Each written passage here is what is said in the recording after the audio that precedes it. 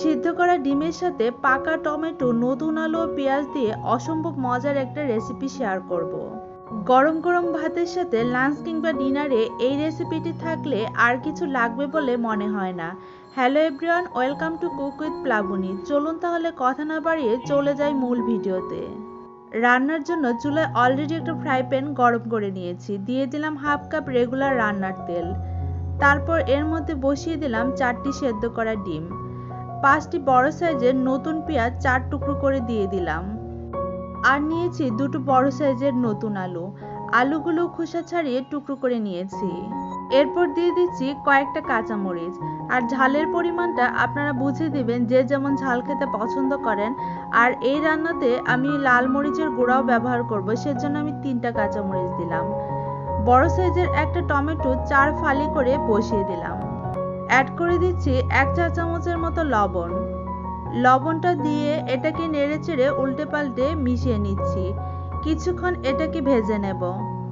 Medium আঁচে অনবরত নেড়েচেড়ে 2 থেকে 3 মিনিট ভেজে নিতে হবে। নাড়া বন্ধ করলে ডিমটা ফুটে উঠবে।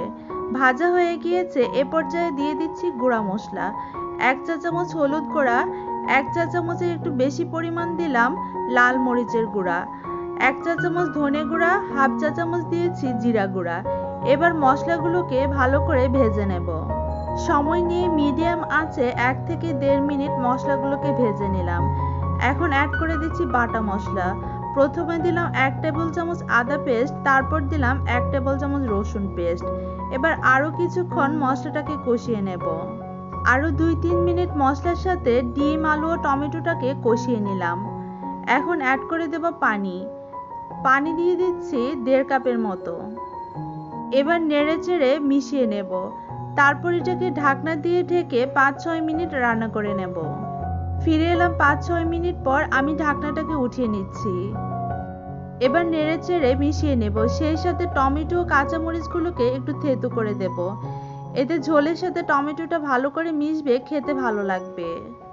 সেই সাথে কাঁচামরিচের ফ্লেভারটাও ঝুলে মিশলে দারুণ একটা ফ্লেভার আসবে। অ্যাড করে দিলাম কিছু ধনিয়া পাতা কুচি। এবার ঢাকনা দিয়ে ঢেকে আরও কিছুক্ষণ রান্না করে নেব, যাতে ধনিয়া পাতার ফ্লেভারটা তরকারিতে দারুণভাবে ছড়িয়ে যায়। ফিরে এলাম কিছুক্ষণ পর। ঢাকনাটাকে উঠিয়ে নিলাম। এখন ঝোলটা শুকানো পর্যন্ত অপেক্ষা করব। আপনাদের ইচ্ছা মতো এখানে ঝোলের পরিমাণটা কম বেশি রাখতে পারেন। চাইলে শুকিয়েও ফেলতে পারেন, আবার একটু ঝোলঝোলও রাখতে পারেন। আমি আজকে একটু ঝোলঝোল অবস্থায় নামিয়ে নিলাম। তো ফ্রেন্ডস, তৈরি হয়ে গেল সেদ্ধ ডিমের সাথে শীতের পাকা টমেটো, নতুন আলু, পেঁয়াজ দিয়ে দারুণ স্বাদের মজার রেসিপি।